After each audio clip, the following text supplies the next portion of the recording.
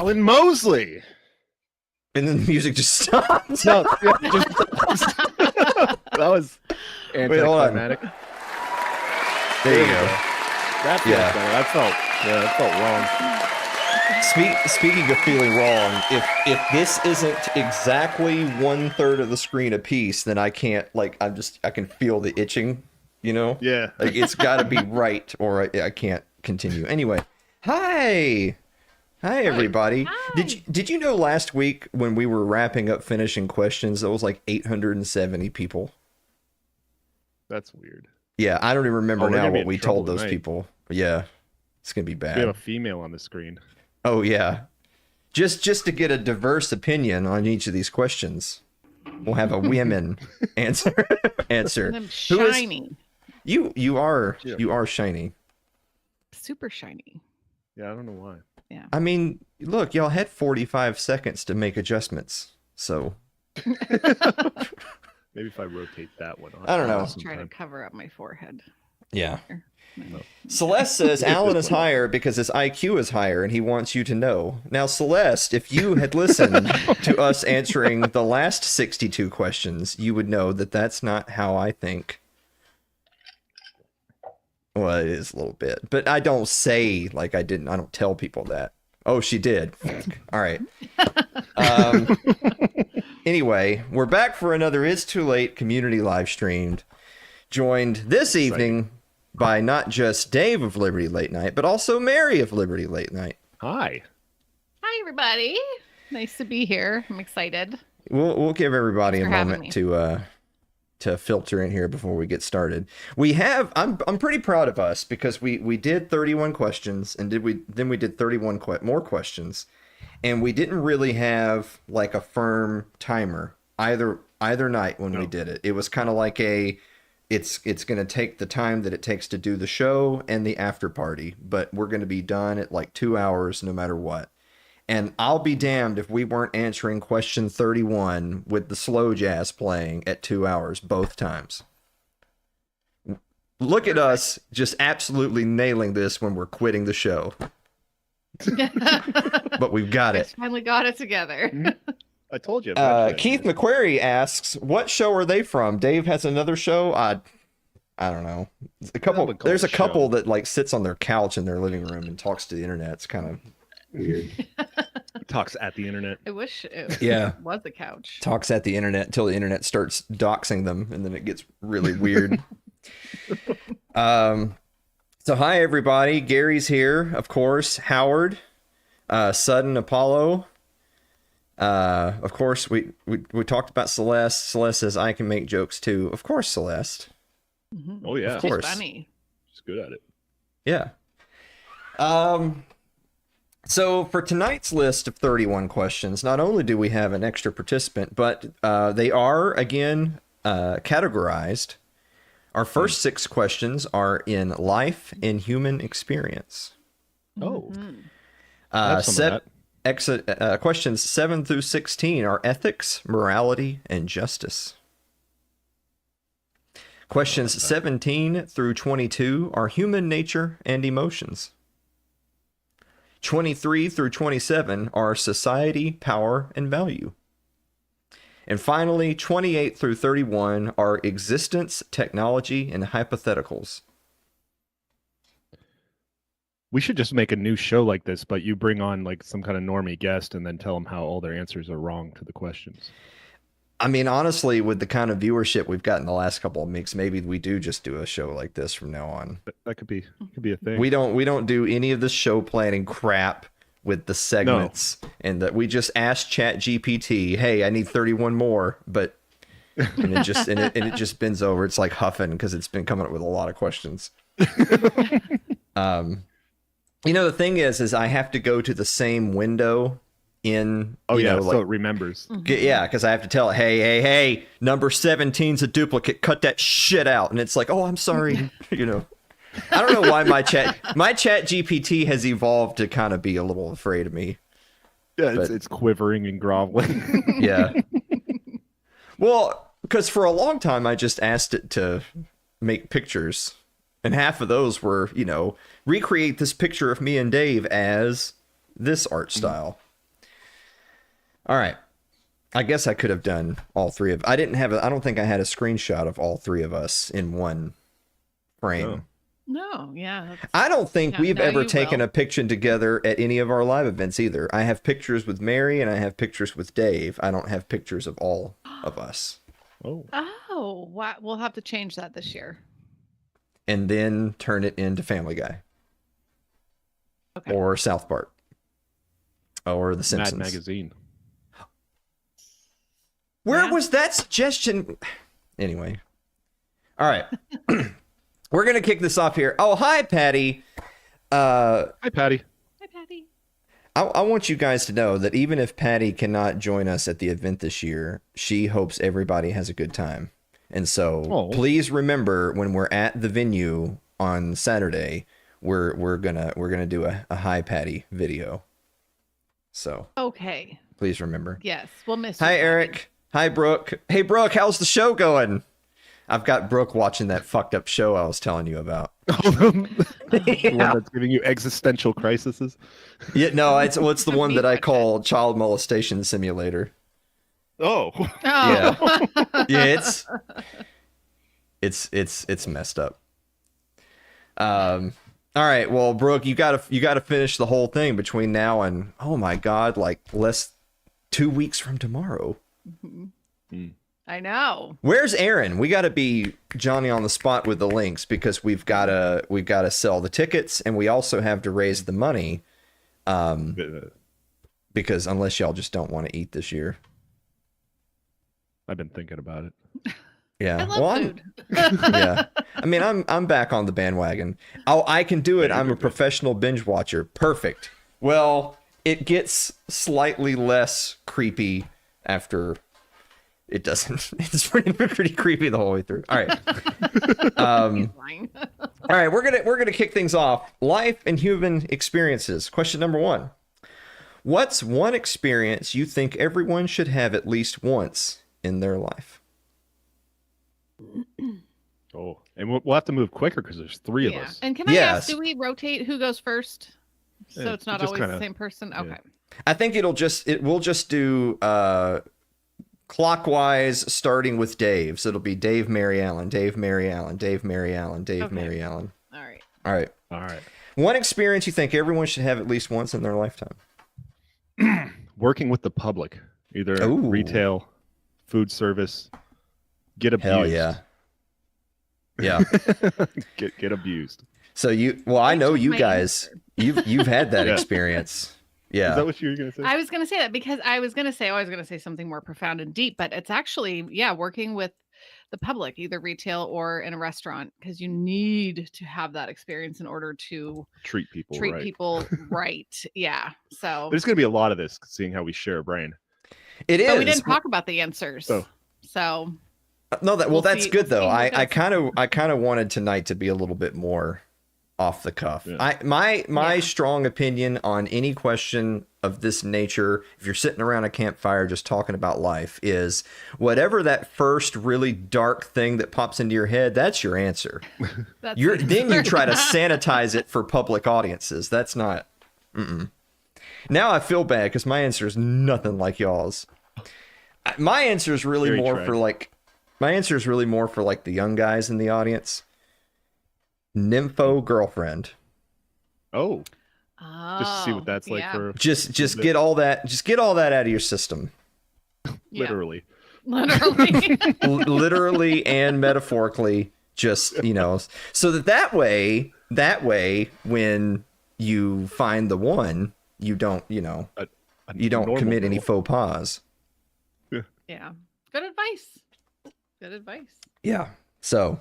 Not for my son, but Well, I was just about, I was when I came up with this list and when I was doing jotting down notes, I had envisioned me and Dave doing the show, and right after I said that, Dave would say, "D3, turn off the computer."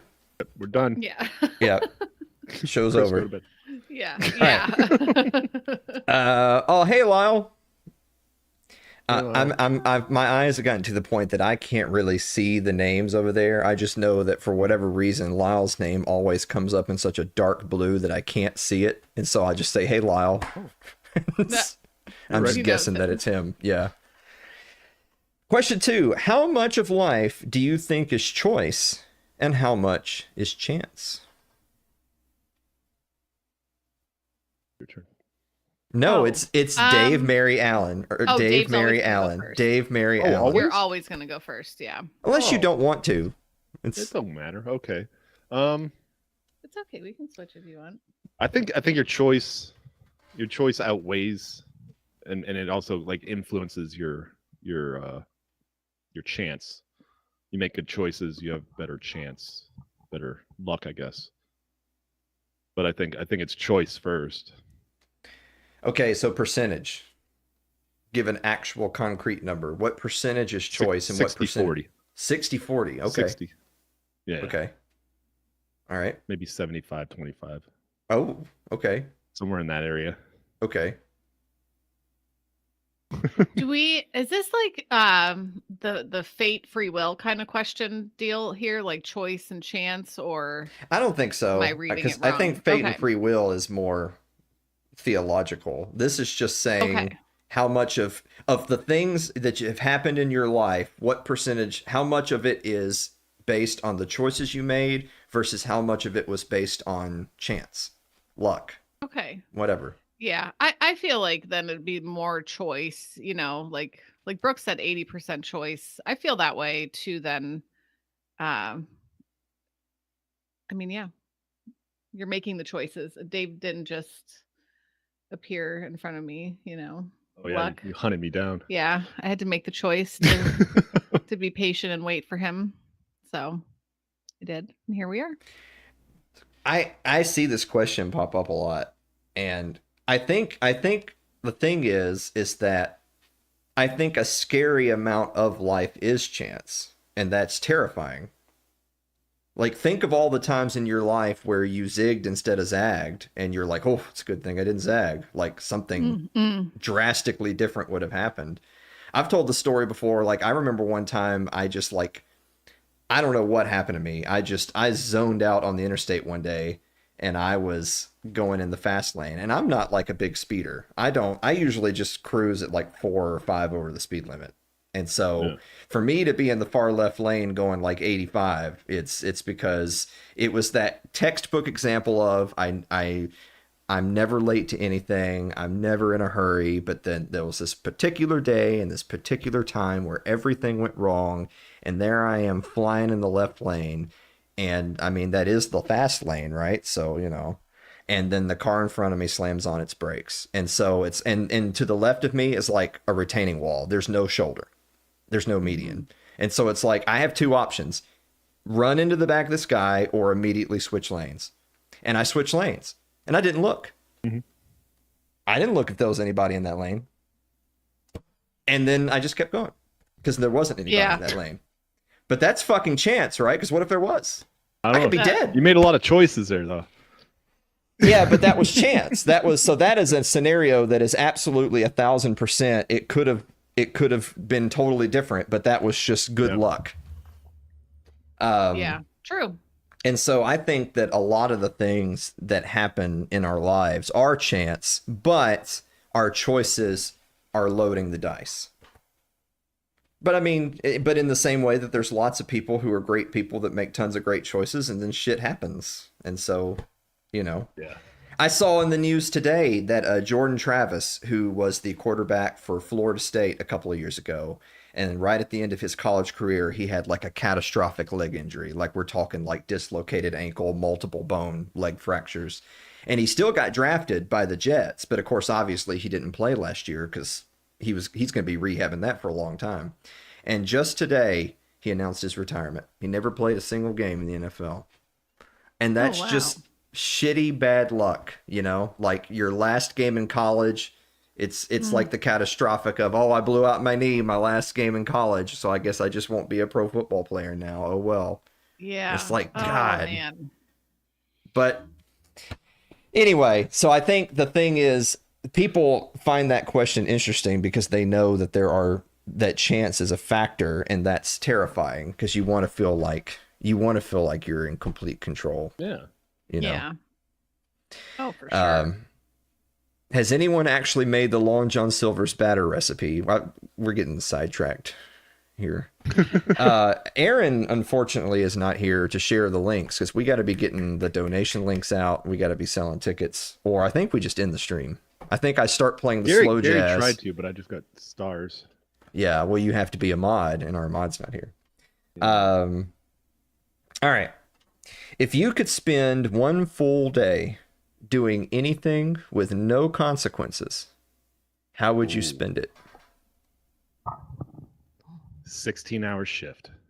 No, just kidding. Wouldn't even Wow. get tired. No, I'd do some daredevil shit. I'd Mhm. steal a plane. That's not Or really learn how to Daredevil. fly. That's just illegal. But yeah. But no consequences. All right. Yeah, I'm gonna go No flying. consequences, Mary. Oh, see, now this is I'm like, Oh, there's Aaron. I would go swimming all day in the pool without putting sunscreen on Oh, there you go. and order a whole bunch of all the food that I Well, want. yeah, and she's just eat ginger, so all that's of it. basically a death sentence. So, Yeah, yeah. You should- Yep. And then just eat a whole bunch of food, like all the food. Yeah. If I'm not going to feel sick or throw up, I'm just going to eat Oh. all of it. yeah. Mhm. hmm Yeah. Yeah. Crime. Yeah. Crime. Yeah, Do crime. crime. See, this is an interesting question because I know that if we had a more what's the word I'm looking for? A good person on the show, then they would say that just because you got to spend a day with no consequences, Yeah. like you would still know if you did things wrong, you know. Yeah. Who wouldn't wanna And I'd be hurt like, well, anybody? yeah, I already know I do things wrong. It doesn't, day's not even any Now different. I can get away with it. Yeah, I'm excited. All right. If you could reset your life knowing everything you know now, would you?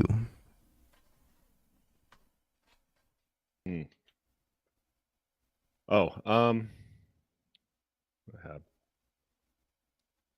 I already had. Oh yeah, no, I just screw it up. I'd have too much knowledge and I'd do something wrong. So I'd you just- wouldn't do I'd it. be Juvie. So No. you wouldn't do it, even though you could be the meme of "I have new ideas this time" of ways to screw it up. All right. Yeah. All right. If you could reset your life knowing everything you know now, would you? I would say no. I mean, am I resetting right from here at this age or am I starting over? Well, reset I mean, means reset, not Okay. turn off and turn on again. You're not going into a coma Okay. today and waking up. The same Um, person tomorrow. No, because you know what? Like I like my life. You know, I mean, I love Dave and I love my kids, and you know, I don't want to mess any of that up. So that's my So answer. the answer, of course, is yes. I would reset my life knowing everything I know now. It's funny enough, the show me and Brooke were just talking about, that's kind of what this show's about, where this Oh. dude gets Oh, to yeah. live life over again, but he keeps all the knowledge of like his life when he starts his next life. But then that brings up a lot of like serious ethical questions. Like, but if you're like, say I reset my life, but I'm 39. Then when I turn 5 in my new life, am I 5 or am I 44? Because that's going to matter in your relationships. And you know, Yeah. you know what I'm Yeah. saying? Yeah. Mhm. So say you meet, we'll talk about it in person. It goes That's places. for in-person therapy. Okay. Yeah, but I would do it. Fuck it. I'm in. All right. Would you want to know how many people you've unintentionally hurt in Oh. your life? No, I assume that my assumptions of how many people I've heard in my life is lower than the actual number, and I'm just gonna camp with that. I don't need all that extra. Okay. Would you Extra want to guilt. know how many people you've unintentionally hurt in your life? I don't know. I feel like I want to say no, but then I'm I'm working a program for my alcoholic recovery, and so I'm kind of at that place right now where, making amends and stuff. And I'm thinking, I mean, if I know I hurt somebody, yes, I mean, I plan to make amends, but if I didn't, I guess, I mean, I feel like I would feel so terrible knowing it, but could I make it right? Then it's kind of gives me that chance to make it right. But I Mhm. don't know if I could handle all the guilt, but Oh, don't worry. We'll get to a maybe. question covering that later. Okay. The thing is that I actually want to know how many people I've intentionally hurt to know if I succeeded or not. Right? Like, because if they got away scot-free, then I need to try harder. Gotta Yeah. revisit that one. Yeah. All right. Yeah. If your entire life was secretly recorded and shown to others after you died, would you be proud or ashamed?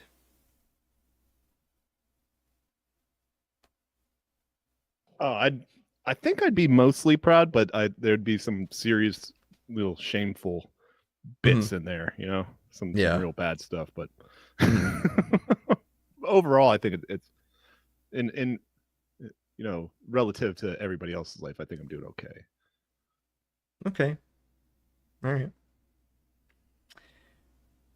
Would you be proud or ashamed, Mary? I wouldn't want it played just for the shameful parts, I mean, No. things. You don't get to rewrite the questions. If your entire life was secretly recorded and shown to others after you died, would you be proud or ashamed? It's already happened. We're asking you, are you proud or ashamed? How do you feel about that show? Oh, Yeah. I definitely default to shame. Yeah. I just am glad I'm dead, so I don't have to explain myself. Right? I don't feel anything. I'm out of here. So. Look, I fixed it. Thank you very much. Yeah. For that. All right, we're moving on to ethics, morality, and justice. Oh. Number 7. Is it ever truly possible to act selflessly, or is all kindness ultimately selfish? Didn't we do this one? We decided that even if you think you're being nice for no reason, there's some kind of reason that you feel like you should be nice. Why don't you just answer the question, Dave? Okay. Yeah, not really. You can't really. So you feel like you're either gonna be repaid by the universe or your deity or something else that somehow you're gonna gain from your good actions. Okay, so you believe what you're saying then that there's no such thing as truly, completely selfless. Yeah, it's hard to picture it, I think. Okay, all right. There was an episode of Friends about this. Oh. Phoebe and Joey, talked about it where, when you do something, it makes you feel good. And so you're getting rewarded, so it takes away the selflessness of it. Even if you're doing it, I don't know, I guess, no material benefit, you're still getting emotional. Yeah, you still get a feeling of, you get some kind of satisfaction out of it, whether you want to or not. It's just part of it, and you do. So I think can't be fully selfless. I think the Ayn Rand enjoyers in the audience would be like furiously typing on their keyboards right now, because she would say that selfishness is a good thing. Like, if being selfish is being kind, because if everyone was pursuing their own separate interests, then as a net, things are good. So, yeah. But it is true. It's like, so if how many times in your life, just thinking right off the top of your head, you can think of times where, maybe you did or didn't need help, and maybe someone offered to help, and then you said, oh, you didn't need to do that. And then they said, well, oh, I wanted to. And now you're thinking, well, that's because you're selfish, But you would never say that, though, right? Like, that wouldn't, But no, based on the answers you gave, You're saying Yeah. that without You're saying good. that. You guys are I'm all saying it a without bunch saying. of selfish, If I can- nice people. Can I interject? I don't know if I'm allowed to Yeah. talk again. But okay, so I was talking to my therapist one day and I said, I have a friend who, I was having a rough day. There was a lot going on. This was a couple months ago. And she, out of her own free will, decided to pick up some goodies for the kids, some snacks that everybody liked. Each one of them liked something that I liked, wrote a really nice card, dropped it off. I was like in tears, like, oh, I should have to do this, and I told my therapist, like, I feel bad, like, that she did that. And she said, why? That she wanted to do something nice and that made her feel good. Let her feel good too, So Oh. I'm trying to be more accepting of that kind of stuff. I don't know. Anyway. Well, so Mary, we had a question from, I think it was last week, where I had said that, kind of piggybacking on that, is that if you, like, sometimes people do things and it catches you off guard. And it's not that you don't recognize that what they did was good or nice. If anything, you judge yourself because you're like, I wouldn't have done that.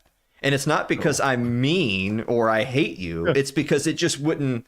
I'm not instinctively a kind person.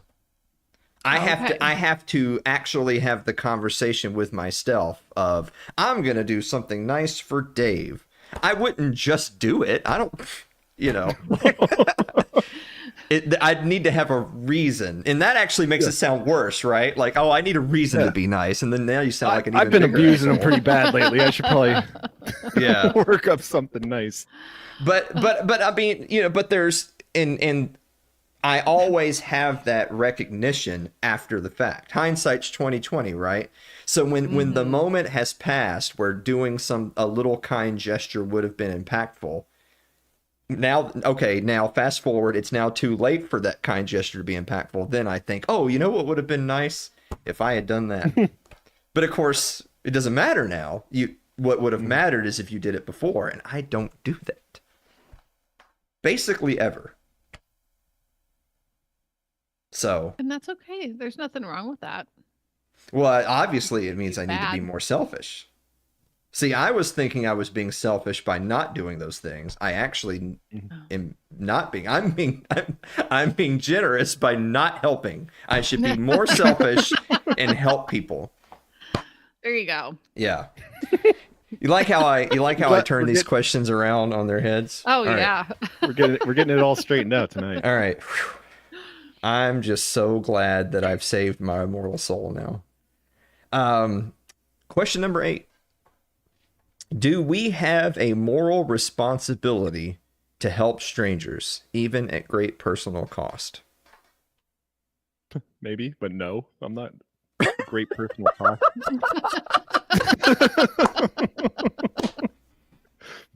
I mean, honestly, I'm not gonna go through great personal cost to help out a stranger. Maybe I'll help you if it's not too much of an inconvenience, but I don't even know you.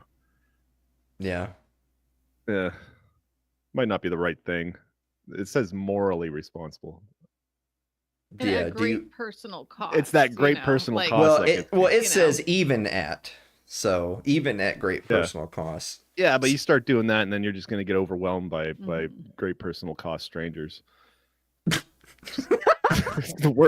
says after like 4 years on a podcast every Wednesday night. Well, Mary, are you going to help the strangers? Yeah, I mean, as best I can. I'm not gonna hurt myself for someone else. I'm not gonna give a homeless person my house and then move out onto the street. But there's plenty of people that I pass every day that that guy, I could give him $5. Another person standing on the other corner. There's a lot of those people out there, but I can't help every single person. So I do what I can. And I like to help that's the got to guys be enough. in front of the liquor store because You know what they're gonna do with it. Yeah. And if I was in that position, I'd want somebody to buy me a half pint. That'd be nice. I like the people you sympathize with the most. Fuck them. Now, see, the thing is that because it says help strangers, you know, if it were friends and relatives, I would say yes, because the way that I want society to function is that families take care of themselves. Like, so that when an individual is in a really bad place, before everyone hops on the GoFundMe, they should just at least ask the question out loud, like, oh, where's their family? And if there's an answer to that question, like it's, oh, they, you know, whatever, died in the ocean or something, then it's like, oh, well, that's really sad. Maybe we need to all come together and figure out something to do. But if the answer is, oh, they're estranged from their family because they, you know, whatever, shot their dog or something, then it's like, oh, well, now I'm not as sympathetic to that person because the safety net that should be there is not there, and that's also because of their own actions on top of whatever has led them into the situation that they're in. But I would also say, like, not to get too deep in the weeds of like political or cultural stuff, but if you're in a high trust society that's very homogenous, then the answer would be yes. If you lived in a tight-knit community where everybody knew everybody and there was virtually no crime and the community policed itself and all that stuff, then the answer in my mind would be yes. Because it wouldn't even just be you, it'd be everyone. Because everyone would feel responsibility for, well, you're a member of our community, and so we want things to be better. But when we live in a shithole world with a very low trust society that is very multicultural and diverse, aka people have wildly different values that are diametrically opposed and cannot coexist, then no, people, fuck them. Maybe they'll all die off and then we'll win. And that's honest to God how I feel about it. So there you go. There you go. Number 9. Is it worse to do something bad or allow something bad to happen when you could have stopped it? To do something bad, obviously. Don't do bad things. Because then you're putting somebody else in the position to watch it happen and let it happen. So it's like a double.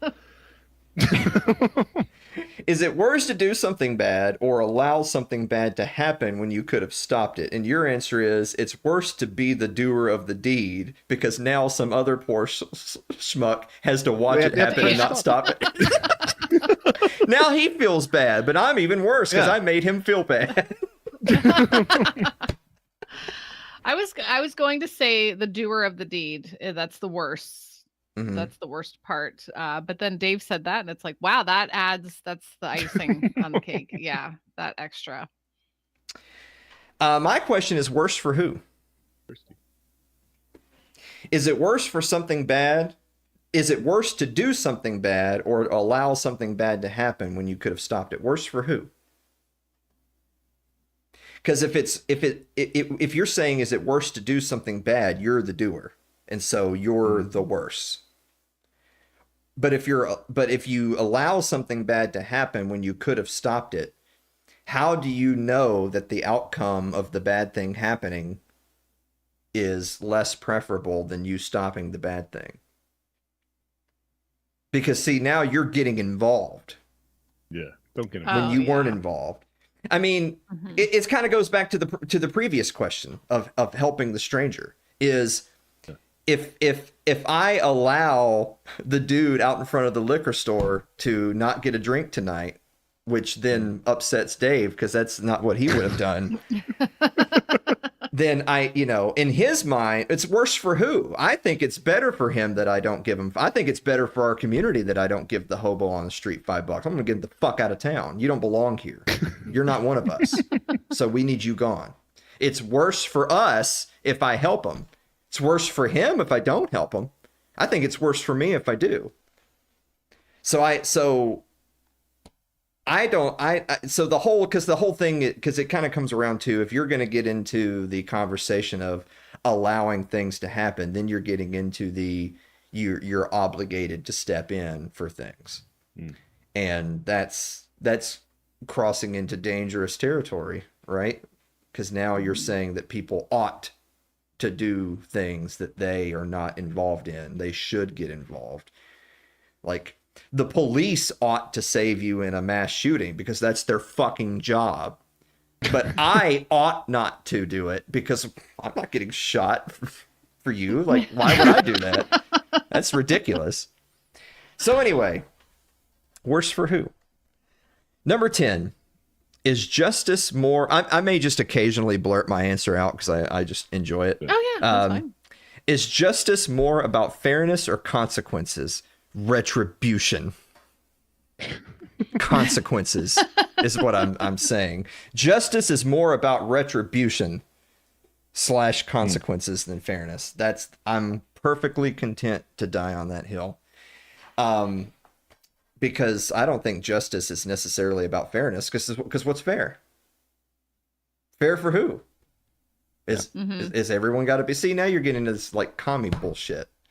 I think when I hear the question of is justice more or less or whatever, it's there has been an injustice. What will fix this? There's a lot of injustices that can happen where you can't just make like what's fair. A buddy of mine shared an article with me yesterday, as a matter of fact, and it was from shithole countries like Pakistan or whatever. And it was this dude raped this girl, but he's not going to go to prison because the brother of the girl that was, because the guy who raped the girl is not going to go to prison because he has agreed to let the brother of the girl that was raped rape his sister. And because that's fair. That's fair. So all I'm saying is I'm making the case. I'm making the case of fuck fair. I'm all about the men.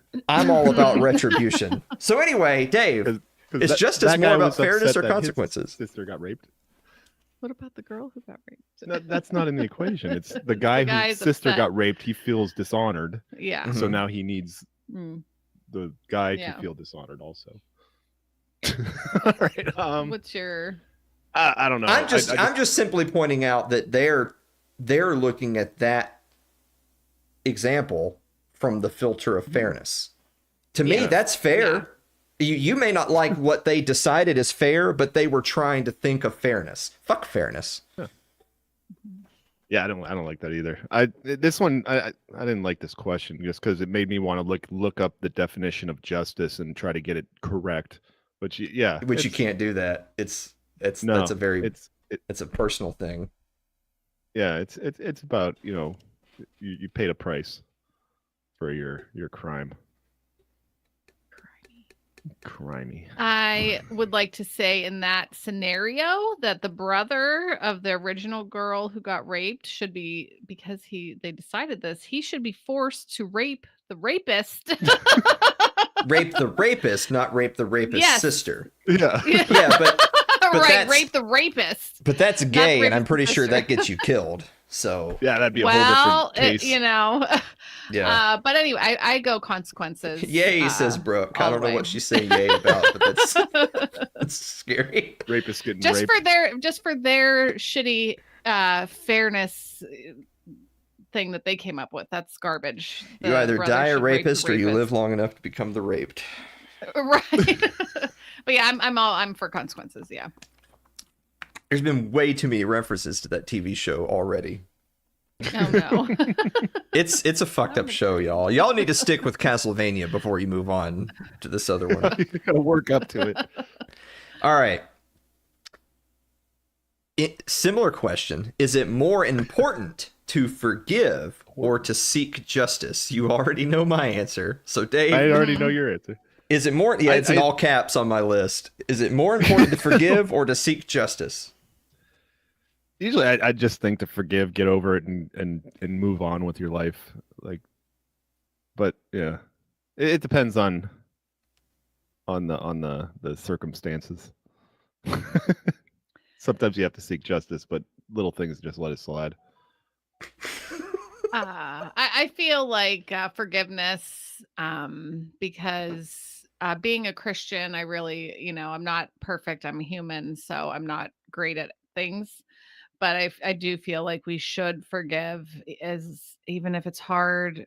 it takes a long time possibly to forgive somebody, but it's what, for me, I think, God wants. But I'm not sure how to do that sometimes just in my own things, but it's not easy, but I think I feel like that'd be, more important for soul. in the long run. Yeah, in the long run. Forgiveness. Yeah, I mean, I'm not a religious person like you are, but if I were, I'm definitely in like the Archangel Michael category. I'm all about the divine retribution and justice. So I'm not really on the forgiveness bandwagon. The But righteous I anyway. would want justice, but I feel like forgiveness is the alt. Like if I had to, I love righteous know. anger. Makes gets It's me all so good. energized. Like normally I'm just mad. Just generally. But if it's righteous, yes. All right. Should mercy be given to those who show no remorse? So again, kind of related to the last question since we're talking about forgiveness. But mercy and forgiveness are not the same thing. Should mercy be given to those who show no remorse?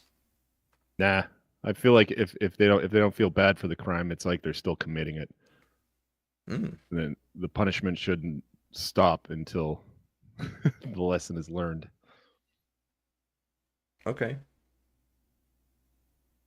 I feel sort of the same way about that, like because they're doing the crime or whatever it is that they're doing and still like not changing, I'm just gonna do it again. yeah, for this life here on earth, I feel like, yeah, I don't know how can you just keep on keeping on? But I guess if they're not the same, mercy and forgiveness not the same, I don't know. I guess I just feel like no. I'm not convinced mercy should be given in either case, whether they have remorse or not. I'm not big on mercy. Because for one, mercy and forgiveness are two different things. You can forgive someone, but you still think they should suffer the consequences of their actions. Mhm. Forgiving them doesn't mean they don't go in the wood chipper. Like you forgive them That's very true. because forgiveness Yes. is you, right? You are taking Right. that out off of you. Yes. But no mercy though. But they No, still have no, to no, suffer no. the consequences for their Yes. actions. Yes. Listen, Dave, I forgive you. No. Mary's answer is, oh no. Oh man. To this day, you guys, the funniest thing Mary has ever said that genuinely made me laugh out loud was one time Dave was trying to entertain the audience alone because Mary wasn't in the room, which is always a struggle. And so Dave was kind of in and out of conversation with people. So I was trying to help because me. It's just my way. So I called Dave a slur. Just trying to kickstart the conversation. And so then Mary came back and which I had already said I was sorry. And Mary came back and I said, "Hey Mary, I called Dave a slur. I said I was sorry though." And Mary, with no hesitation at all, goes, "Oh no, Alan. Well, at least you said you're sorry." and just like that, I was like, I could just call Dave a slur all the time, and Mary will forgive Just me. say you're sorry. Yeah, I don't know if Dave will forgive me for calling him a slur all the time, but Mary forgives me for calling Dave a slur. I don't think there's any remorse in that I was gonna situation. say remorse there. Oh man! All right. Are there some things that should never be forgiven, no matter what?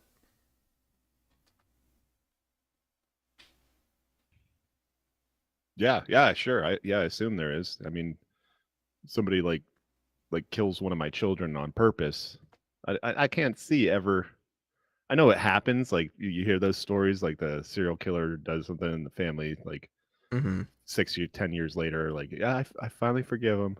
I can't imagine. No. Mm-mm. Yeah. Yeah. Yeah, that's one of those where it's like I'd have to work a whole lifetime on trying to forgive that person. I couldn't imagine. So, I mean, I can't even imagine. Mm-hmm. It wouldn't be easy. So, I mean, I feel But like, huh? should you? Yeah, but should you?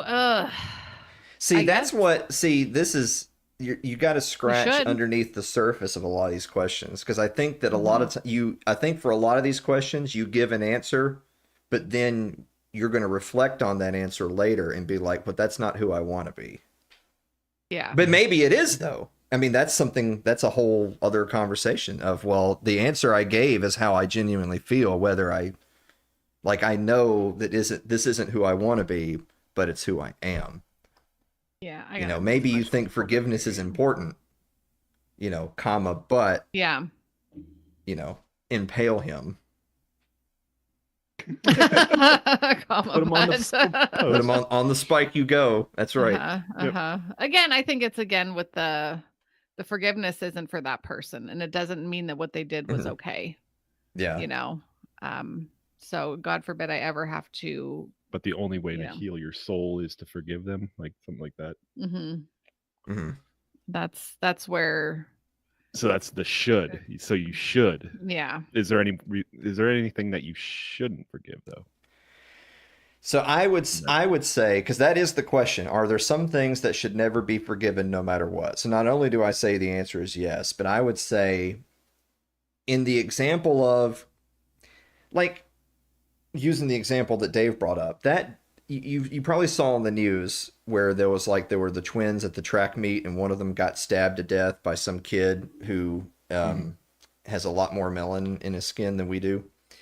And his dad has already done the fucking cuck tour talking about how sad it is and forgiveness and all this bull. He was on that tour like 48 hours after his kid bled out.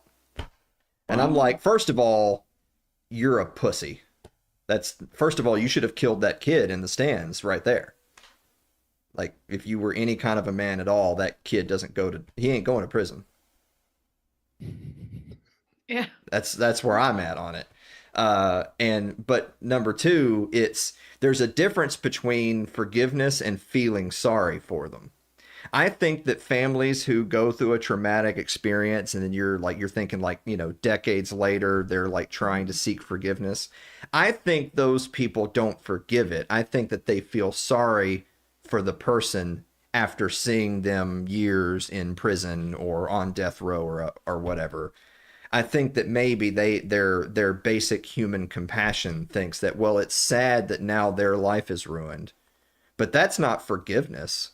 I don't forgive you for doing it. I feel sorry for you because you're going to spend eternity in hell, but I don't forgive you for having done it.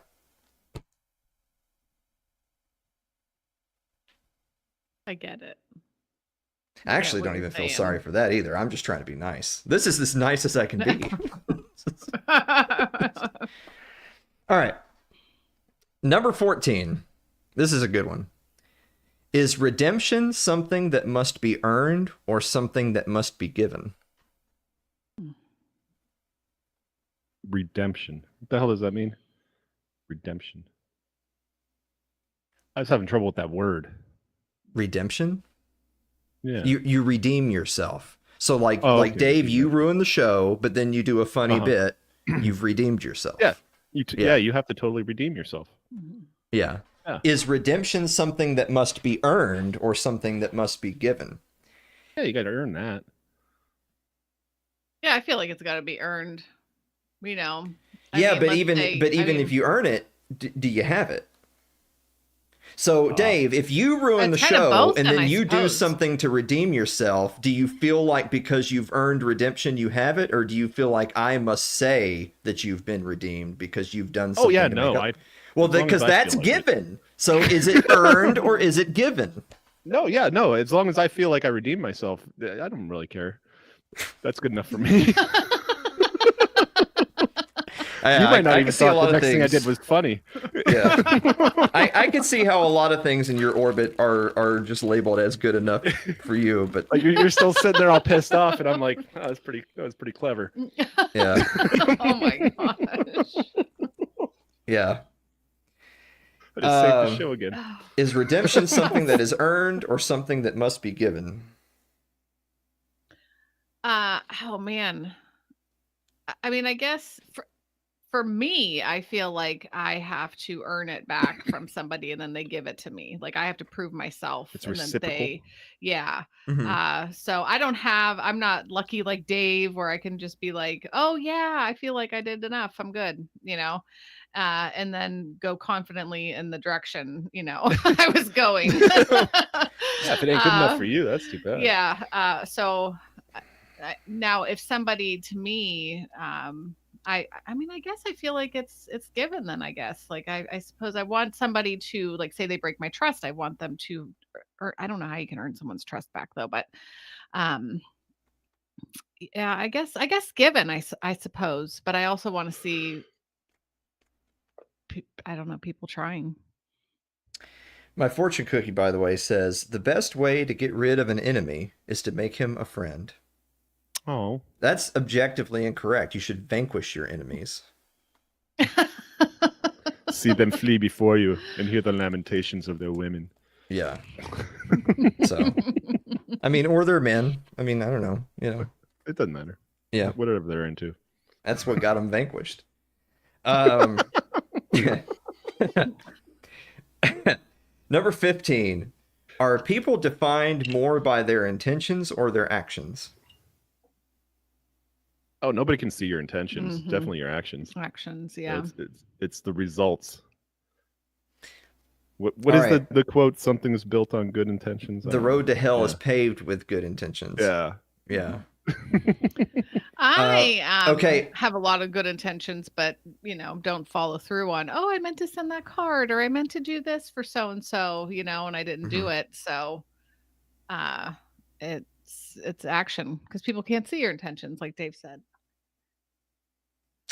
The only thing I would challenge you on is the question is, are people defined more by their intentions or their actions? You want it to be actions, but do you think that people are actually defined more by their actions, or in the real world in which we live, people tend to be defined more by their intentions? I could think of a whole lot of people in Washington, D.C. whose actions basically are zero. They're completely defined by their intentions. Oh. I mean, yeah, and that's not right. Like because they're selling them good enough. Well, I mean, Bernie Sanders, his entire political career is he wants things to be better for people in certain ways. That's Right. intent. That's not action. He's Yeah. never built anyone's subjective. house. He's gotten a lot of new houses for himself. He's never gone out and built anyone's house. He's never invented anything. He's never done anything. He's intended for people to live better lives. But that's my point, though, is that it's not what we want, it's what is. Are people's more defined by their actions, or are they more defined by their intentions? I think there's outliers like Bernie Sanders and other politicians, but I think mostly every normal person, day-to-day person, they don't have the average, person the action, the screen time to build that mirage. Mm-hmm. Yeah, it's different for, like you said, the folks that have the screen time. Yeah.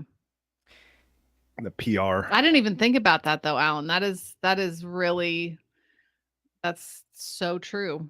And that's so frustrating. Can a society survive without shared moral values? Nope. No. It might linger. But is that where we're in it's not the gonna lingering thrive. phase right now? Yeah, we're lingering as a society. I feel the same way now. I would also say no. So I think the real question would be, what is society? Which society? Because I think, because I'm not even trying to, because if your definition of society is like America, I actually actively want to destroy that, even if it were going great. Because that's not me. I don't care about Americans. Mm-hmm. I'm a Tennessean. So I don't give a fuck about Americans. Yeah, start from the bottom. Yeah. The individual, the family. I mean, in our society can't survive without shared moral values either. But so the answer would still be no. But I think it's like I think when most people hear that question, they're casting a really wide net, or they're thinking like a global community, which those people really, you want to talk about wood chipper. I actually heard that phrase recently. It was like on a commercial, The and they global. in the commercial, it like, it for some blah blah blah blah blah for the global community. It's like, there's no such thing. No. Because what's a community? Like, when you think a community, do you think a zip code, or do you think actual real world living, breathing human beings in a space that make up a unit?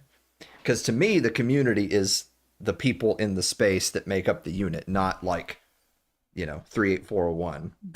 I don't give a fuck about the zip code. I give a fuck about the community. And those are two. The geography is irrelevant. It's the actual, people, the collective. Which is funny, because you hear something like that, and a lot of like libertarian people lose their minds. And this is where libertarians are fucking retards. We're all collectivists. Human beings are collectivists. We're tribal. We absolutely, and a tribe is a collective. We are tribal by nature. We don't live in a global community. We're a family society.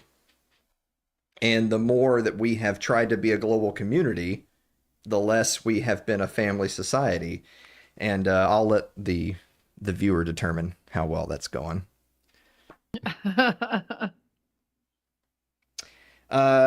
Human nature and emotions. Are humans more driven by love or fear? Fear. I think love is secondary. Like you'll find love, and then your fear will drive you to act appropriately. Fear of losing them, fear of them getting hurt, fear of them starving or freezing. So yeah, I'm gonna go with fear. I am also going to say fear, because when the whole COVID thing came out, I was seeing people in like little community groups around here, like saying they're going to snitch on so and so, and that was all fear based. There ain't no love there. Yeah, maybe love for their loved ones or themselves or whatever, but they're acting out of fear, and I think fear drives it all, and then everything else. So I think y'all have it backwards. So I think I get what you're saying, but you've got the words mixed up. So I agree with what Dave said, but you've switched the words in the wrong position.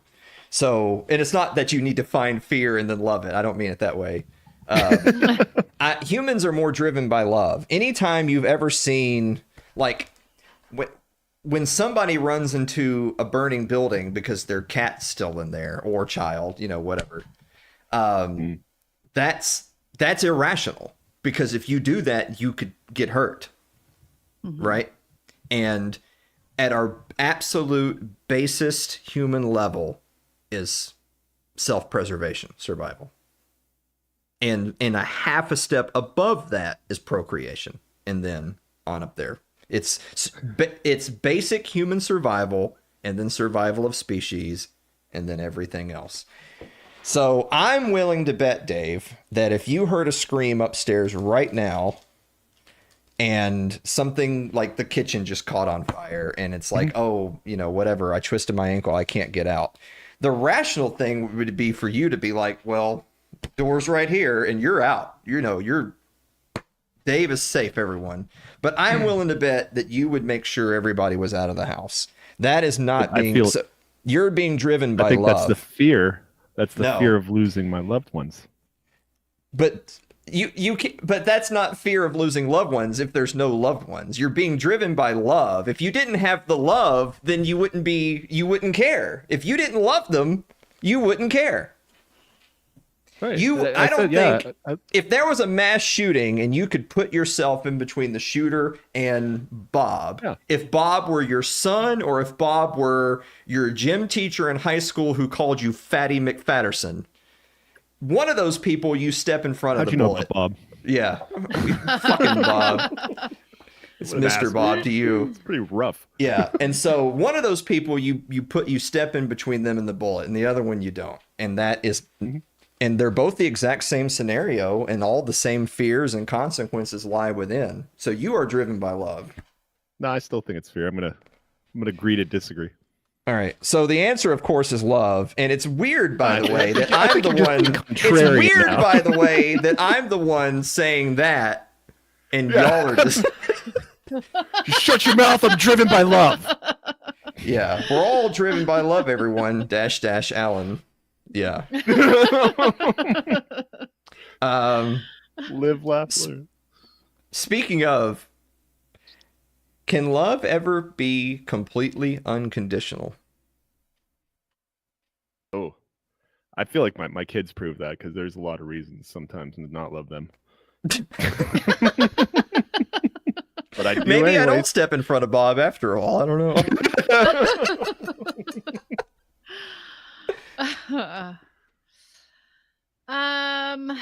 Let's see. I think it can be. Being a parent really. So your Same answer answer. then would be yes. Can love ever be Yeah. completely unconditional? Yes. Yeah. It's funny because I'm the love guy from the last question. No. Oh, I don't think love can ever be truly unconditional. So when D3 gets like another 5 or 10 years down the road, and like, let's be honest, he's been slinging coke on the streets now for a while. And he's just a burned out tweaker, and he comes home and he's slapping Mary around saying, "Where's my ramen?" I don't know what that kid eats. I bet your unconditional love and support would diminish. I don't know. I think there Well, are no. things on this world that any human being can do that is going to change your perception of how you There's- feel about them. There could be a line. There could be. Right Yeah. now, I can't imagine it, but I'm sure there could be. Maybe And on the I day don't where they even wanna- suffer no consequences for their actions, they'll look for the line. Yeah. But I don't want to verbalize what could possibly be that line because it could horrific Sure. things could happen. But Mhm. as I sit now, it's hard to imagine not just having pity in love for whatever happened. But oh, but see now you're feeling sorry for him, but you don't forgive him. we can go back to that. Wrapping it all intertwining. I like what Aaron said. It's true though. I mean, for me, God is love, and that's the most unconditional love. Like he's not sitting in the bathroom Yeah, with a you can't do glass that. of wine going, "Oh my gosh, Mary is so annoying asking me that question again." Like How would you know? I just believe that. I believe Mhm. that he's not, doing that, and that he is all good and that he is love. I believe the Bible. I don't think he has to go to the bathroom. No, but just hiding That's a in there, bold because statement.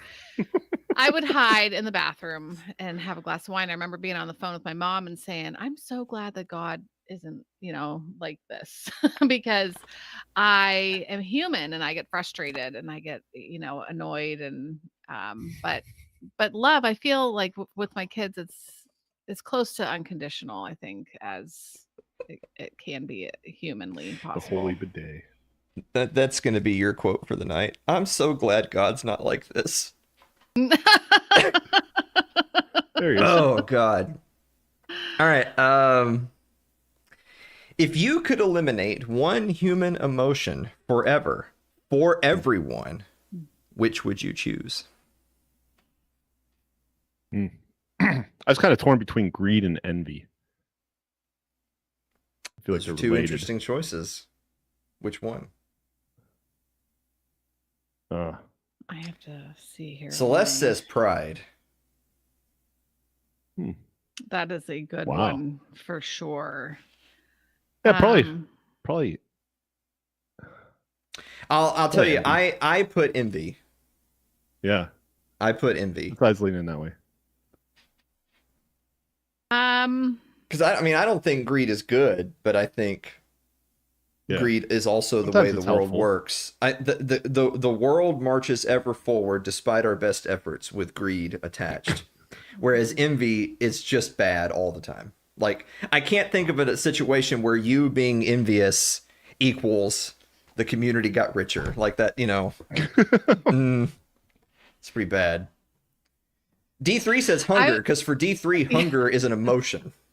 He feels it. Have a He can be Snickers. hangry, Have you a Snickers, David. know. He lives with someone who can be hangry.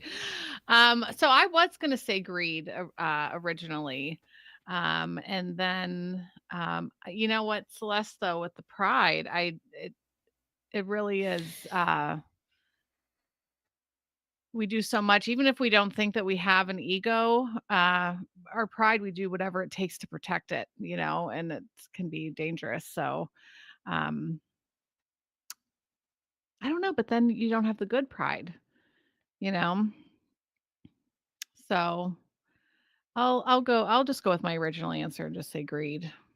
Okay. So we've got envy, greed, and the audience has selected pride. I don't know. I'm all about pride personally. I'm just, like, Yeah, it has its good side. yeah, you Take pride in your employ, work. yeah, you use it as a vehicle. Mhm. I don't think you can use envy as a vehicle for a positive effect.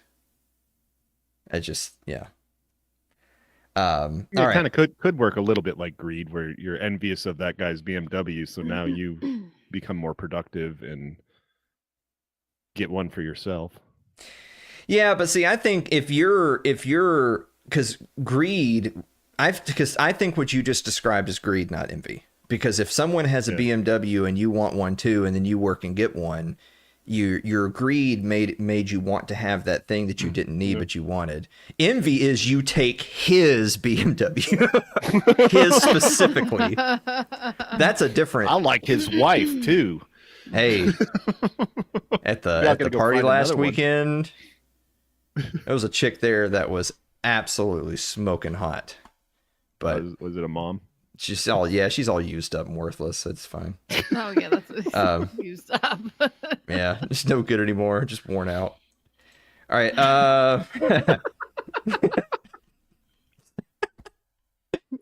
Number Usually this is just between me and Yeah. It's okay. He messaged me that too. So Oh, you know, had to process all I that. occasionally text Mary to tell her how much I hate women. And in my head, I'm like, well, what if she's a widow? You know, what if her husband died? You know, and so she has. A She's kid? supposed to Like, be in the pyramid with him. Oh, okay. All right.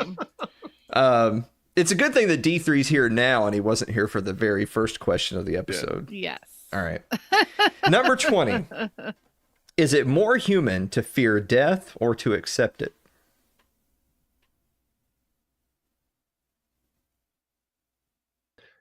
Actually, I'm going to what I wrote first, but I think it's more human to accept death because we're the only ones that know it's coming. Like animals know they can die and they fear it and they avoid it, but they don't know they're gonna die.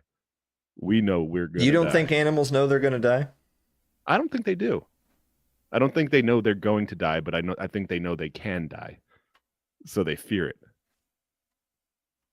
But I don't think they know that eventually they're just, even if they go through life perfectly avoiding all predators, that they're just going to get old and die. I think that humans. I feel like I might have there's. taken that weird. I feel like there's a lot of fear around death. So I feel like the human nature is to be afraid of it. You know, it's change, it's the unknown, it's the end, you know, of this earthly journey, you know. So I think there's fear in that. I think more people are learning to accept it, but I feel like the overall human nature So, is to be fearful of it. Like, I agree with that, but I think the way the question, I took it literally. Is it more human? Well, I think in the literal sense, it's unhuman. I think in the literal sense, this is a stupid question. Of course, it's fear death. Of course. Yeah. That is absolutely more human to fear death. Because we are the animals who know that we're all going to die. We're having the existential crises about it's been said more poetically before, put in a different sense, that humans are the only animals that would really obsess over time, over clocks, over the time of day, the time of month, the time of year. And the reason for that is because we're afraid of time running out. Mm-hmm. So that is the most human. So by that standard, it would be fear death. The only reason I don't have my clock is it actually stopped. Oh, Yeah. oh, See? that's a sign. It actually stopped. It was on 151 yesterday, and when I woke up to do my little 150 days left, it was at 151 still. Yep. So there's some weird shit going on here. In the middle of the night. Aaron, Alan is actually already dead. Yeah. This is your purgatory. Podcasting for all eternity. And the event never comes. Oh no. Oh, that would be hell. But if it's okay, we got to get some ground rules for purgatory, because if it's purgatory and I'm just cursed to do this, it also double as my no consequences day, and I can just go out here and have a good time because I'm just going to be back here, right? Yeah, you'll wake up tomorrow 1:51. Oh, yeah, there you go. Mm-hmm. Got to do the show today. All right, we're going to insert a bonus question. So everyone knows the movie Groundhog Day, Bill Murray. Yeah. Do you think that getting to relive the same, and I'm not talking about you're reliving a day that's awful because it's like, whatever, somebody's funeral or whatever, but like it's a good day where you could basically go anywhere and do anything. Do you think that would be an existence you would want to live, or do you think that humans would inevitably go insane? Go insane. Go insane. I would not want to do it. At first, it might be like fun, like, ooh, neat, but no. I mean, it so would how get long old do you real think quick. you would relive the life before you would start looking for a way to get out of the loop? I think I could go a few months. Now, isn't there? I know, I'm like, I'm 30 sitting here days, thinking probably. centuries, a few months. Wasn't that how? Isn't there like a book to that story or something? And it is dark like that, where he is actually yes. doing that for Yeah. years and years and years and years and years and years. No, thank you. No, thank you. Ugh. I don't know. I think I could probably deal a century or two. Not a few Maybe- months. There's so many Yeah, more now that I things think to do. about it, because I like progress, so I like moving forward, and reset every day would kind of bother me. And then I'm thinking like, but why would I have to save money? I have the money, I spend it all, wake up, money's back. But what if I want to go somewhere, and then Ooh. by the time I get to Hawaii, You don't want to go anywhere. Wow. Jesus. All what right. if it's a day that you work, Oh no, but the day I relive over and over is the day that you work, and every It's my morning, and it's a 16-hour shift. Well, then and you would every have day I have to endless. wake up. You would have an endless number of days to figure out the right combination of events to get him to leave work. Okay, or just come, that's what come I would to have work. to do. That's show what I up. would have to do. Yeah. I would. Oh my gosh, I'm having some weird Start deja vu wandering right around the shop. Yeah. Just walk around like you belong there. The confidence. At least you can one just- of the days would be her just throwing shit in the machines just to see what happens. 'Cause, I mean, you're going to get bored. Yeah. I'm willing to bet, Mary, that if you needed Dave to come home tomorrow, you could figure a way out. Yeah, she. Yeah. I could. Just I do mean, like we it- used to do back in college. Like if we were trying to like get one of our buddies on the phone and they wouldn't answer, we would just eventually just text them car accident. Oh That's all I no. would say. Oh I gotta my go. gosh, yeah. Yeah. Yeah, I'm sure I could find ways, Mhm. and it would, boy, every morning would be something. Yeah, I come might up get with tired of exciting I new might ways. get tired of doing that every single morning just to get Dave to stay home. Yeah. And be Well, y'all done. watched the movie it all. Misery, didn't you? So that's one way to get Dave to stay home. Yeah. Oh. Wake up with my ankles tied to the base. Mary's got a Not sledgehammer. gonna be able to work Yeah. today. Yeah. Yeah. All right. Is suffering necessary for personal growth, or is that just something we tell ourselves to cope? I think it's often there, but it's not necessary. And you can learn without suffering. It helps to really drive. See, the a point home. related question to this, and I don't want to go down a different rabbit hole, but a related question is can art be made without suffering? There's people that would say that art is by definition a reflection of something in life, and it would require negative human emotion to then portray anything, even if it were just portraying something nice. And then there's other people that are like, that's gay, retarded and gay. So I never made art, so I don't know what it takes. Yeah, I don't know. I mean, because obviously that word necessary in there is, Yeah, pretty bold. Yeah. Is suffering necessary for personal growth, or is that just something we tell ourselves to cope? I think it is necessary is hard to say, like 100% of the time, but yeah, I do. I think it's necessary for growth. Yeah, I do. It's something that, yeah. I think what gets me is not just the word necessary, but also it's your reaction to it, right? Like you can suffer, and then your reaction is, I don't want to feel this way, or I want to do better or be better. But you can also have suffering and then respond the other way and be like, fuck this, I'm out, And so that obviously wouldn't be personal growth. That would be the beginning of your villain arc. Yeah. Oh, we're knee deep in that at this point. But no. I would just make so much better. All right, anyway. Is suffering necessary for personal growth? I would say necessary, no. Useful, maybe. But entirely based on how you choose to confront it. Mm-hmm. I don't know, like it kind of goes back to our whole little thing with the little shrapnel meme that D3 helped us make with the exploding thing. It's like self-destructive behavior is kind of like my thing. I'm so good at it, and they say if you good at something, but yeah, so like if I suffer, I know myself well enough to know that suffering for me does not necessarily equate personal growth. It could just mean self-destructive behavior incoming. Mm-hmm. Everybody step back. Yeah. All right. Out of the blast zone. Number 22. Is it possible to truly forgive yourself, or do you just learn to live with guilt? Now we did this. I forgive myself all the time. But you haven't earned the redemption.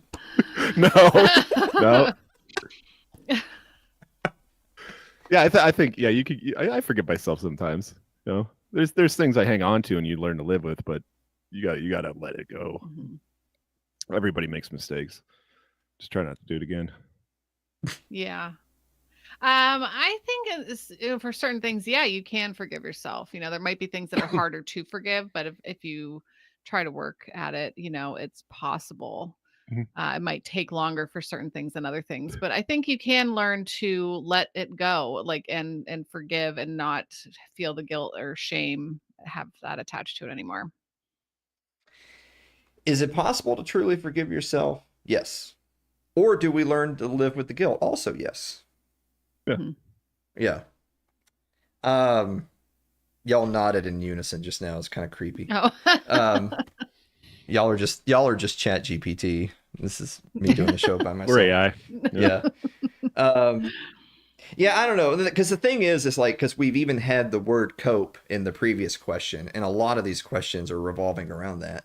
And I think the word cope has gotten a really weird negative connotation in the current lexicon. Because like people say it as a pejorative. Like, yeah, cope, faggot, Mm-hmm. Okay. Oh, you don't like that your political candidate lost and mine won? Well, cope. It's like, well, yeah, but that's what. Like, why are you singing that? That's what we do. Yeah. You can either cope or you can self-destruct. Like those are your two options. So coping is what you should want to do if those are your choices. So anyway, I don't say that. Like that's not really in my vocabulary, is to tell people, yeah, cope, because I'm like, that's so stupid. If anything, you're actually helping them by saying that they should cope, as opposed to just be mad like me, just be angry. All right. We're moving on to society, power, and value. Does power always corrupt, or does it simply reveal who someone truly is? I don't think it always, there's that always, but I think it amplifies maybe something they already have inside, especially like the power of money and stuff like that. It always amplifies their traits, and so Mhm. if it's negative or positive, it's kind of the same thing. Mhm. You can have power and be a positive person. It doesn't always corrupt. I would say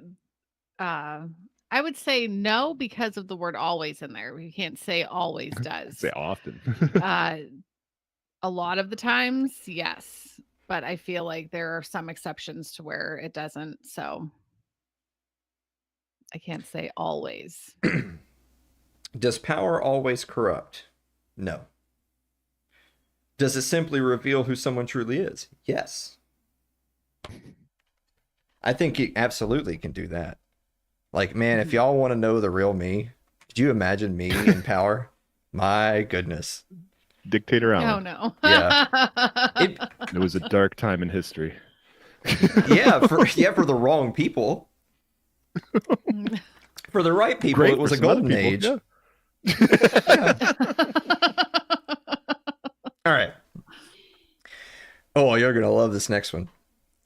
Are some lives inherently more valuable than others, or is all life truly equal? Since you already know my answer, I'll let Dave go. Yeah. Well, it seems objectively true that some people, on the whole, are a net positive, and some are a net negative, and one of those would be more valuable in general to society. Oh. Yeah. Society, huh? I guess, yeah. Commie. And to the community. Mm-hmm. Mary, are some lives inherently more valuable? Or is all life truly equal? I thought you were a religious person, Dave. Yeah, I know that's probably what the truth is, but I get what Dave's saying. Truth with a capital T.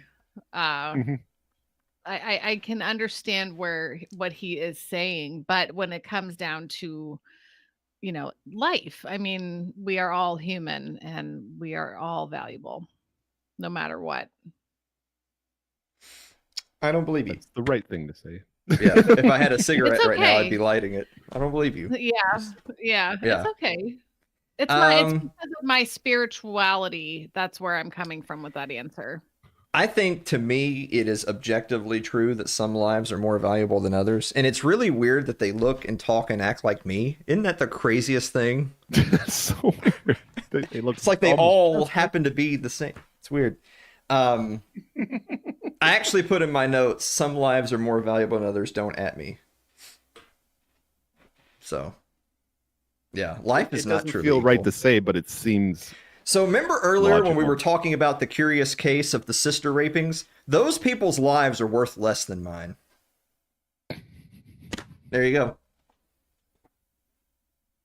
And if I get the power, then I'll prove it. So. The golden age begins. Yeah. Oh, I'm just excited thinking about it. I'm not depressed anymore. I think I'll go on living. All right. Is it more important to be free or to be safe? Lol. Nah. You're not going to like my answer then, but go ahead. Oh, yeah. Free. Is it more important to be free or to be safe? Free to be in danger. I mean, I say freedom. I want to hear your... I think it's a lot more complicated than you think. I think for an individual, the answer is free, but I think for a collective, the answer is safe. Because I think if you had the choice between, I mean, are you free right now? I think that there's things that you could do. If you're not 100% free, you're not free. There are things that you could do right now, physically, aggressively, violently, to try to earn yourself a higher percentage of freedom than you currently enjoy. But that would put yourself and your family in a not safe position. Right. So which one's more important? Be honest. Oh, well, I mean, yeah, I didn't look at it that way. You son of a bitch.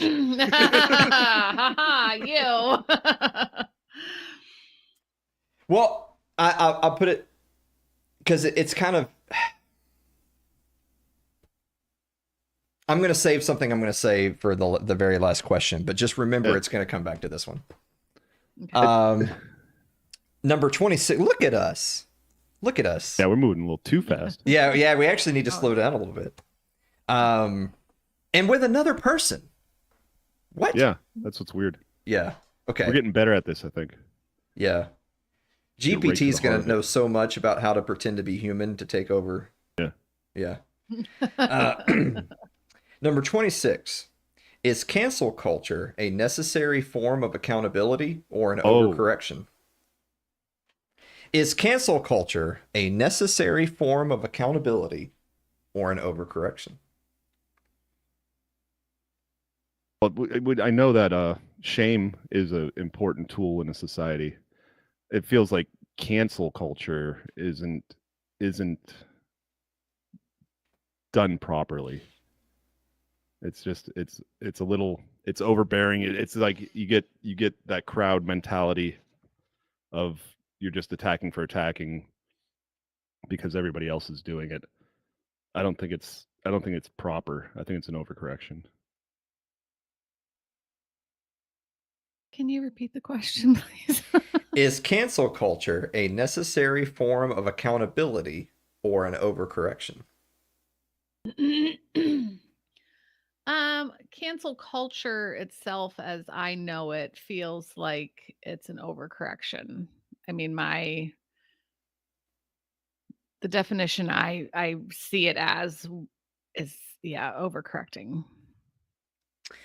I think because my answer to that is that cancel culture is great because to me cancel culture is synonymous with shaming.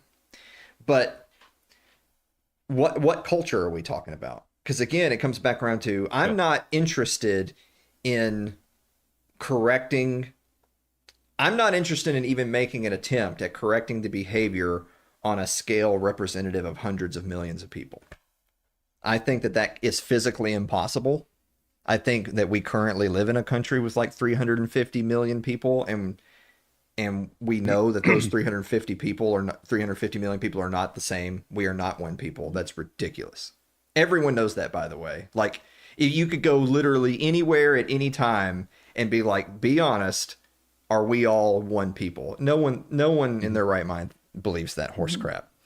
But within my own community, we would absolutely be canceling people because I don't even like that. Yeah. Cancel culture is just made up Zoomer nonsense language. It's shaming, and shaming is excellent. We need to bring back shaming. Well, I think the cancel culture itself is an internet entity where you have a small group of loud people that can destroy the lives of just an individual because that little group doesn't like it, even though they don't have they're nowhere near them. They're not in their circle. They're not in their community. They're not. They don't have See, the a same lot of values. people equate shame and bullying, and they think to themselves, well, I had a bully in school and they were mean, and therefore you're a bad person for saying what you're saying. Kept you in line though. It's like, well, first of all, there's that, but a bully is an individual who is then targeting another individual. Shaming is when the whole class says, Dave, please quit shitting your pants. You know, like Yeah. we'd prefer if you didn't. You'd have more friends. But that's a good thing. In this concept Yes. of conflating the two, and then therefore meaning that we can't police ourselves because we can't shame people, then means you're going to inadvertently incentivize more of the bad behavior. And then till God forbid there's more people doing the bad behavior than there are around to shame them, then it's over. Now you're not even the same people. There is no community. Now you've split. So I think in order to enforce the community to stay the way you want, then you got to cancel people. So, I mean, yeah, I agree with what you're saying. It being at like a smaller level. And Brooke said cancel culture is too broad, and that's what, when I think cancel culture, that's what I think is that broad thing of, but yeah, I agree with both what you guys said about the whole shaming thing, that type of bullying, it is like, Because they pick Mhm. out A somebody who's necessary- not, being antisocial. Right. But broadly speaking, cancel culture, I feel like it's out of control. It needs to maybe come in a little bit, be more, I don't know. But I agree, for a smaller society, that's We the don't way to agree on go. the definition, but we agree on the concepts. Right.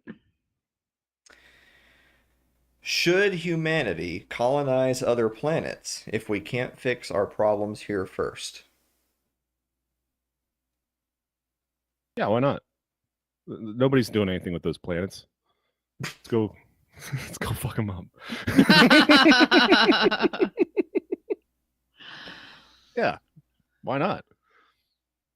We could take this party on the road. Okay. Yeah, maybe we'll do better. Keep the riffraff out. Yeah, I didn't.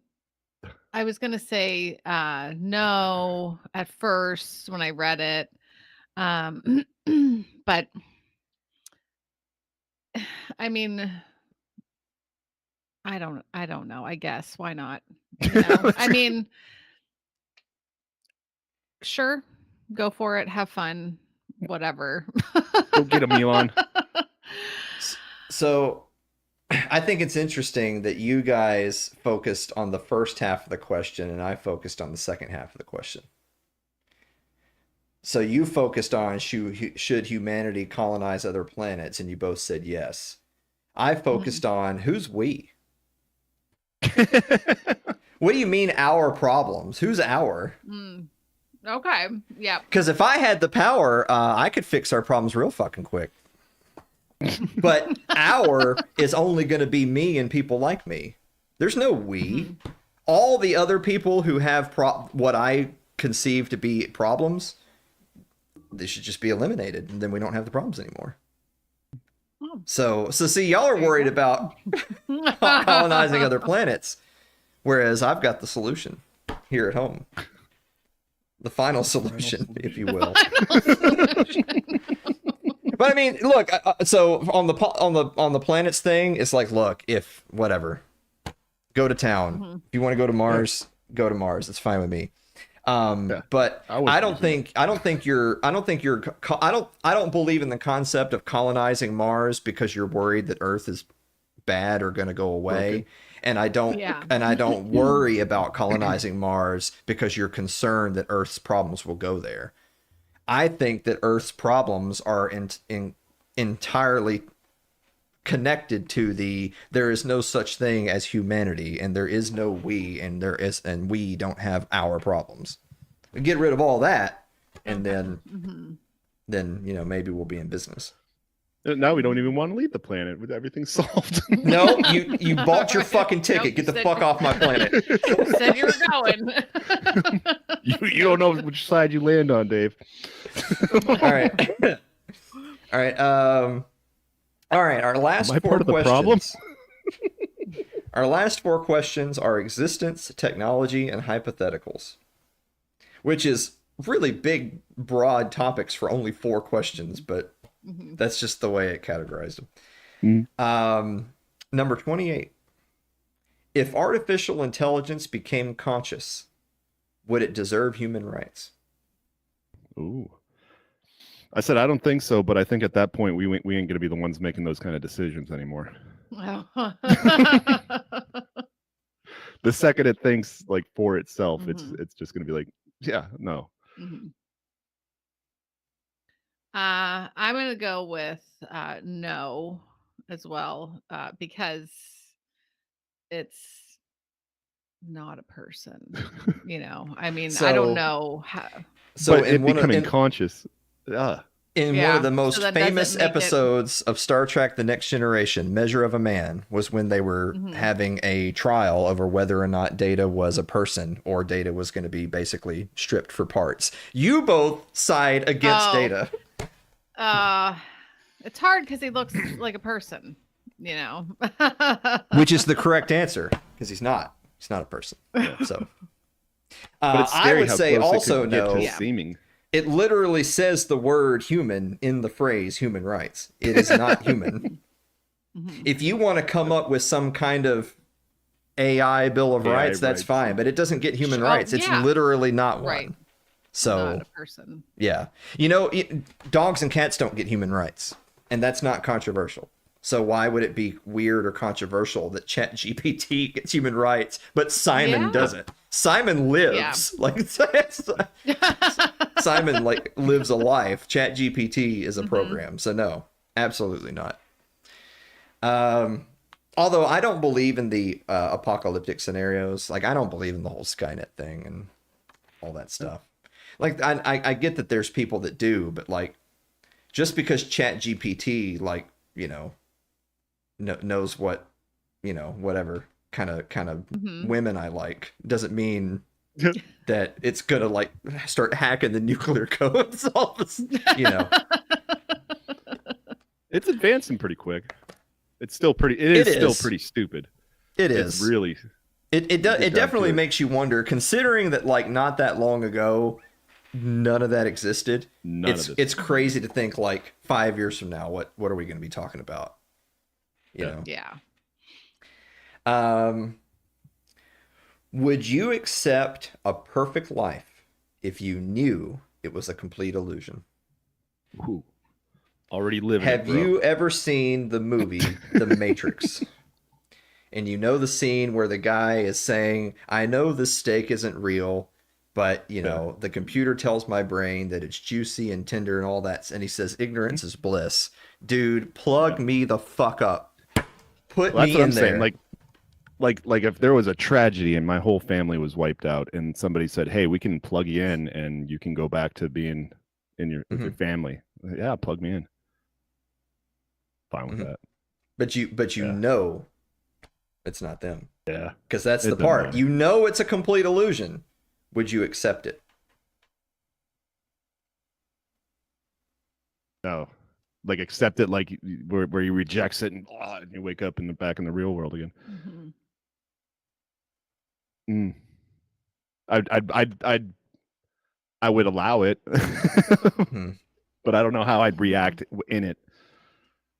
I wouldn't right now, like that scenario that Dave said, it would be very tempting to do that. And D3 just said it can't be perfect if I know.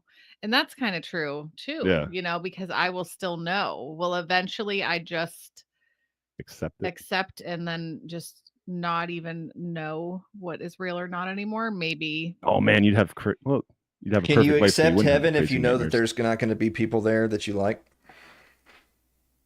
What was that? I'm sorry. Can you accept heaven if you know that there's people you love that you wish were there, but they're not coming? Yeah, because you also you gain understanding, and you know why Alan's not there. Oh. I pray for you, Alan. What if Mary wasn't can. there? Could you Why? accept it? Because I'm going to use the language of the question. Would Yeah, you I'd have to. accept it? It wouldn't be heaven unless I could understand enough to accept it.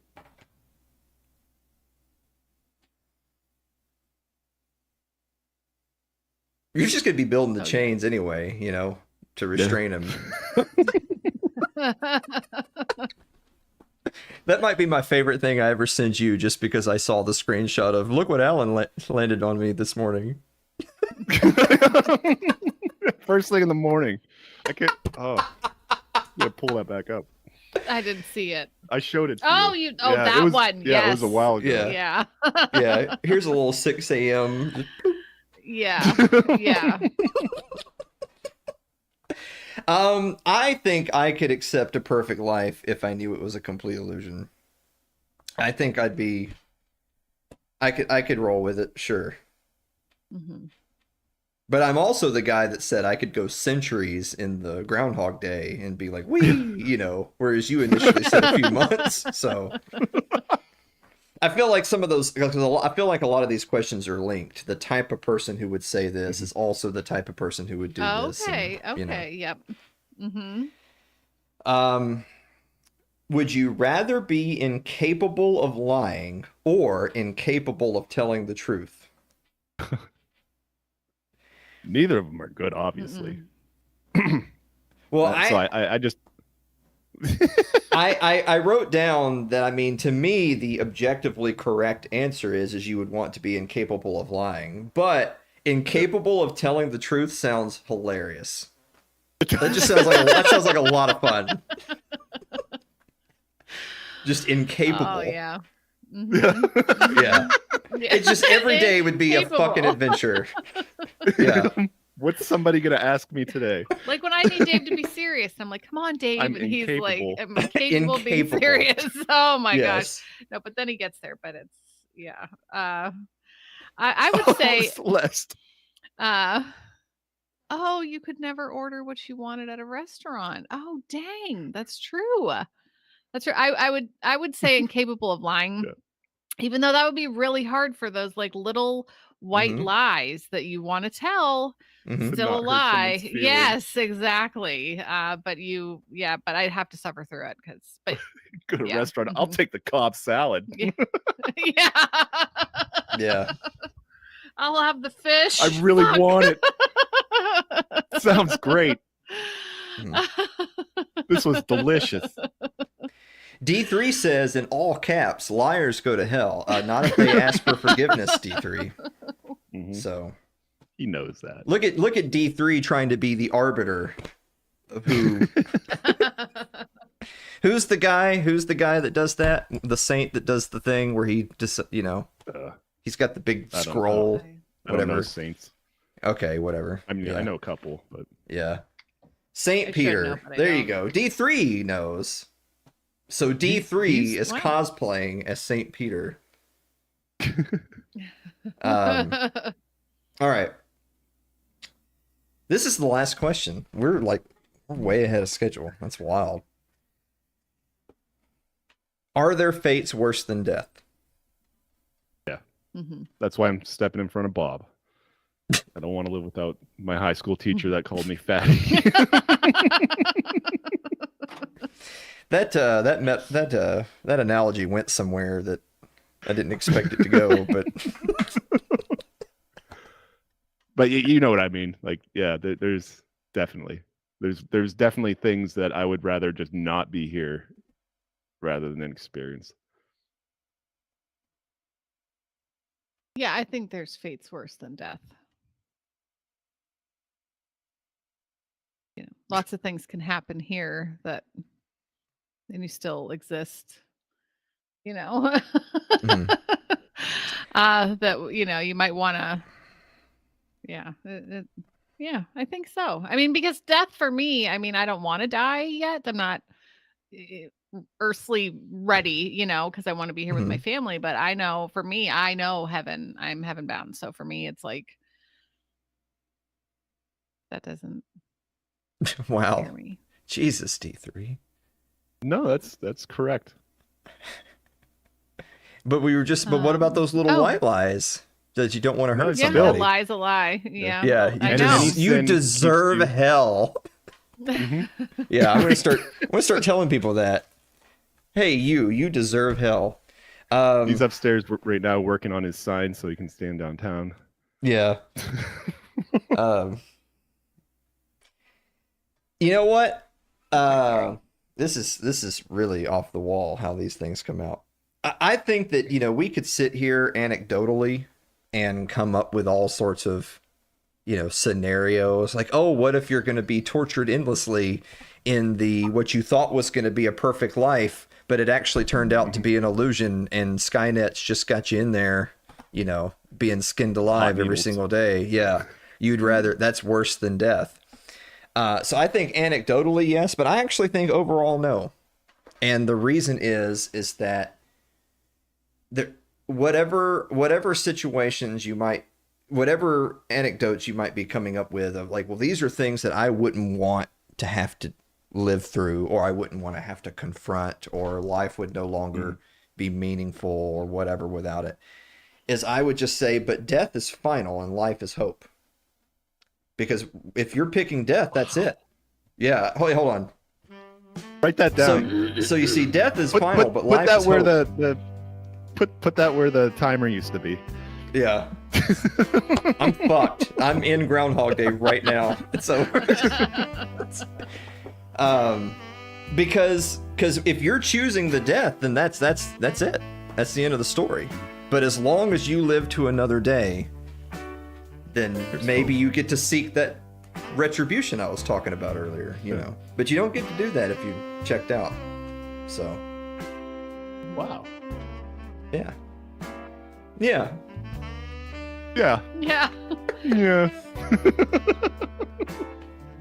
I really enjoyed all these questions and the conversations and different viewpoints of them, you know, like how maybe you looked at it differently or had a different answer and why, and you know, get you thinking.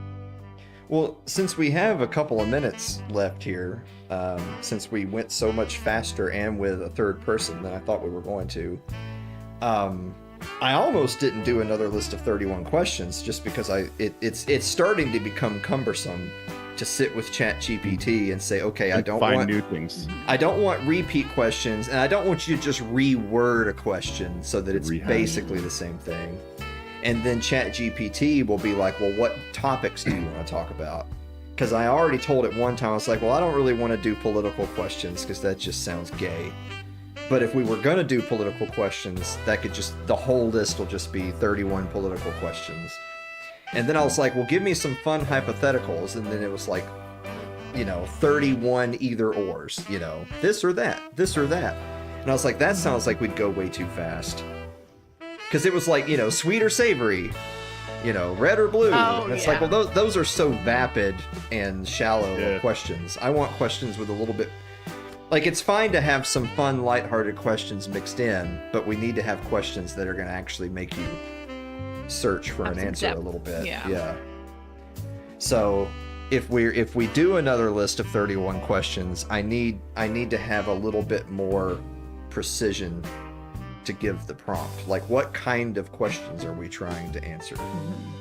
So Yeah. the first list or two we did, I had said, give me a list of questions with a mixture of lighthearted, you know, hypothetical,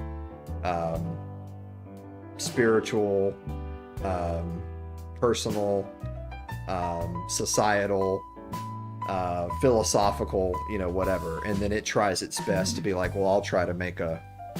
And it's not like it gives it the exact number of questions for each different topic. You know, some of the topics we did tonight were only 4 questions. Some of them were 5 or 6. One was like 7. So it kind of spreads them out Yeah. weird. But I feel like when we hit a question that's really good, we know it's good. Because the moment you hit the question, you're like, oh, okay, I'm gonna have to actually use the old noggin on that one. Whereas some questions, it's just like if it's a simple yes or no, it's not a good question. Yeah. I enjoyed it. It was fun. So what I'm asking for is I need some recommendations for what kind of questions. Same kind of input. Yeah. You should ask ChatGPT what kind of questions you should ask for.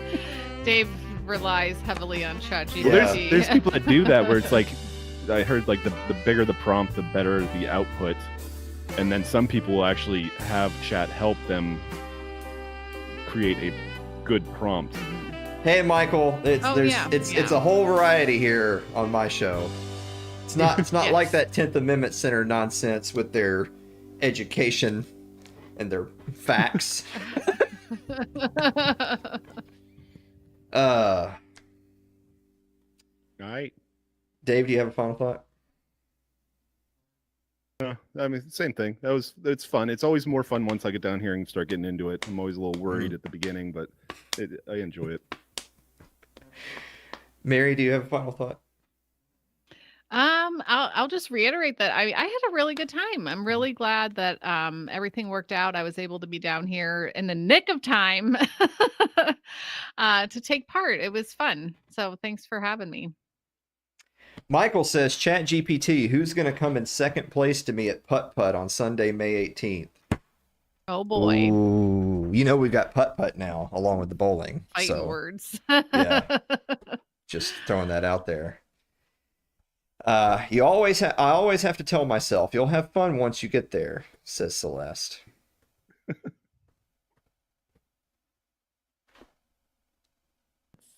the motto.